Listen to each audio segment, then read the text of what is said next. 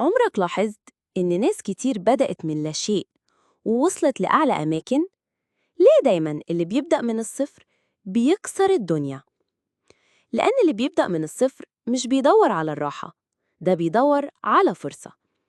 بيكون جعان نجاح، جعان تغيير، جعان يثبت لنفسه إنه يقدر. عارف يعني إيه تقع وتقوم؟ عارف يعني إيه مفيش حد بيشجعك غير صوتك الداخلي؟